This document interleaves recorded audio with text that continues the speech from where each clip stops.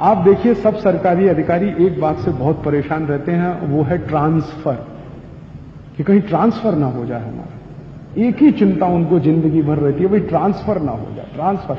क्योंकि मैं मेरे परिवार में देख चुका हूं, मेरे पिताजी बहुत बड़े अधिकारी रहे तो वो हमेशा एक ही चीज से चिंता करते थे, ट्रांसफर।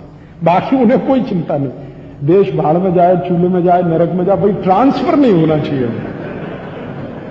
मेरे घर की बात कर रहा हूं, मैं बाहर की बात नहीं करता। और मेरे पिताजी हमेशा अपने जो हायर ऑफिसर्स थे उनको खुश करने में रहते थे कि ये ट्रांसफर ना करा दे मेरा। तो उनको सबसे बड़ा डर लगता था ट्रांसफर का। तो एक बार मैंने पूछा कि ये ट्रांसफर से आपको क्यों डर लगता है? तो कहने लगे हर 3 साल में ट्रांसफर का नियम है, और अगर सीआर ठीक नहीं रहे, ऑफिसर बराबर नहीं हो तो कर देगा ट्रांसफर। तो कहीं भी जाना पड़ेगा, हो सकता है अगरतला जाना पड़े सिक्किम, और हो सकता है तो मद्रास जाना पड़े। मैं नहीं जाना चाहता, अपने परिवार से दूर नहीं होना चाहता, तो ट्रांसफर ना हो उसके लिए वो सब घोटाले करने को तैयार, बस ट्रांसफर नहीं होना चाहिए। रिश्वत देनी है, रिश्वत भी देंगे, किसी की चापलूसी करनी है, चापलूसी भी करेंगे, उसके घर में जाके कुछ काम भी करना पड़ा तो करके आएंगे हायर ऑफिसर का, लेकिन ट्रांसफर नहीं होना चाहिए। तो मैंने एक बार ये समझने की कोशिश की कि हर अधिकारी ट्रांसफर से डरता है, तो इसका इतिहास क्या ट्रांसफर का? तो पता चला अंग्रेजों ने एक कानून बनाया 1860 में, जिसको हम कहते हैं इंडियन सिविल सर्विसेज एक्ट। इसी कानून के आधार पर डिस्ट्रिक्ट मजिस्ट्रेट या कमिश्नर जैसे लोगों की नियुक्ति होती है, उसके आधार पर परीक्षा होती है। तो वो कानून जब 1860 में बना था, तो 1857 में उसके 3 साल पहले भारत में गदर हो गया था, विद्रोह हो गया था। आपको जानते हैं 1857 का विद्रोह। अब हुआ क्या था कि 1857 के विद्रोह में अंग्रेजों को सबसे ज्यादा परेशानी उन हिंदुस्तानियों से हुई थी जो अंग्रेजों की सरकार में नौकरी करते थे। सबसे ज्यादा परेशान उन्होंने ही किया था अंग्रेजों को। आप एक नाम जानते हैं, मंगल पांडे। मंगल पांडे कौन था? एक हिंदुस्तानी था, लेकिन अंग्रेजों में नौकरी करता था, फौज में नौकरी करता था। तो मंगल पांडे कोई अकेला नहीं था, ऐसे सैकड़ों सैकड़ों लोग थे जिन्होंने अंग्रेजों को परेशान कर दिया था। मंगल पांडे ने क्या किया था? एक अपने से बड़े पुलिस ऑफिसर को गोली मार दी थी। और प्रश्न क्या था? वो गाय की चर्बी के कारतूस का मामला था। मंगल पांडे को एक दिन पता चला कि मुझे कारतूस मुंह से खोलना पड़ता, उसमें गाय की चर्बी है, ये मेरे धर्म के विरुद्ध है, जो अंग्रेज अधिकारी मुझे इसके लिए मजबूर करता उसको मैं मार दूंगा। मार दिया उसने एक दिन। जब उसने मार दिया तो ये आग की तरह से फैल गई बात। फिर एक दिन मंगल पांडे को कोर्ट मार्शल किया, अंग्रेजों ने मार दिया। तो जब अंग्रेजों ने मंगल पांडे का कोर्ट मार्शल किया तो तत्काल पूरे देश में एक लहर फैल गई, और जहां भी अंग्रेजों की सरकार में काम करने वाले सरकारी कर्मचारी जो हिंदुस्तानी थे, उन्होंने बगावत कर दी।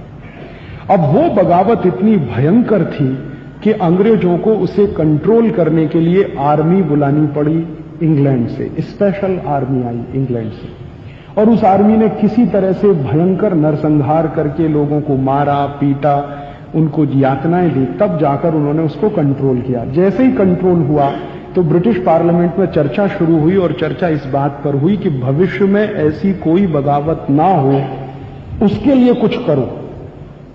तो एक टीम भेजी गई इंग्लैंड से। वो टीम हिंदुस्तान में आई, उसने दौरा किया। दौरा करने के बाद उसने रिपोर्ट बनाई, और उसने ये कहा कि हमें कुछ ऐसे नियम बनाने चाहिए कि भारत का कोई भी व्यक्ति अंग्रेजों की सरकार में जब नौकरी करे तो बगावत ना करे हमारे खिलाफ। ऐसा नियम बनाना चाहिए।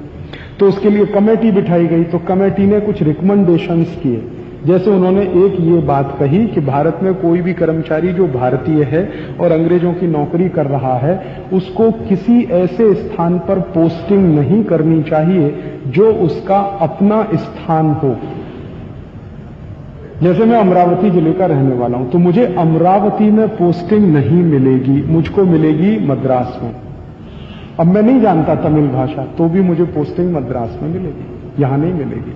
दूसरा नियम उसमें यह बनाया गया कि जिस कर्मचारी को आप पोस्टिंग दे रहे हैं, वो लगातार एक ही स्थान पर ज्यादा समय नहीं रहना चाहिए, नहीं तो वो वहां के लोगों से दोस्ती कर लेगा और अंग्रेजों के खिलाफ बगावत कर देगा। तो उन्होंने समय तय कर लिया कि देखो 6 महीने ट्रांसफर का, आना जाना और सेटल होना। 2-2.5 साल काम का, तो उन्होंने मैक्सिमम 3 साल का पीरियड तय किया कि एक सरकारी कर्मचारी को 3 साल से ज्यादा पोस्टिंग एक स्थान पर नहीं मिलनी चाहिए। फिर ऐसे ढेर सारे नियम उन्होंने बना दिए। उसके आधार पर अब इस देश में सर्विस रूल्स बने और वो सर्विस रूल्स लागू हुए। वही सर्विस रूल्स जो 1860 में लागू हुए थे, सन 2001 में भी चल रहे हैं। वो ही सर्विस रूल्स कि आप 3 साल से ज्यादा एक गांव में नहीं रहेंगे और अपने गांव में आपको पोस्टिंग कभी भी नहीं मिलेगा। अब देखिए क्या होता है। मद्रास का एक आदमी अमरावती में कलेक्टर हो जाता, जो मराठी नहीं जानता, महाराष्ट्र को नहीं जानता, यहां का हिस्ट्री नहीं मालूम, यहां का ज्योग्राफी नहीं मालूम, लेकिन यहां का कलेक्टर है। और अमरावती का एक आदमी मद्रास में कलेक्टर है, जो तमिल नहीं जानता, तमिलनाडु को नहीं जानता, वहां का हिस्ट्री नहीं मालूम, वहां का ज्योग्राफी नहीं मालूम, लेकिन वो वहां कलेक्टर है। अब ये जो अधिकारी जब जाते हैं, चार्ज लेते हैं, तो वो कहते हैं कि 1 साल तो हमको समझने में लगता, 1 साल समझने में लगता है। फिर हम 1 साल काम करते हैं और तीसरे साल तैयारी करते हैं कि अब ट्रांसफर होने वाला। तो काम तो वो 1 ही साल करते हैं, अगले साल तैयारी होती है कि अब पता नहीं कहां ट्रांसफर होगा, तो बैग एंड बैगेजेस बांध के तैयार रहते कि अब पता नहीं यहां जाएंगे वहां जाएंगे। अब प्रश्न ये है कि अंग्रेजों ने ये कानून बनाया इसलिए कि हमारे यहां बगावत ना हो जाए उनके खिलाफ। हम वही कानून क्यों चला रहे हैं आजादी के 54 साल के बाद भी? अब हमें किस बगावत का डर है? क्यों 3 साल में ट्रांसफर होना चाहिए?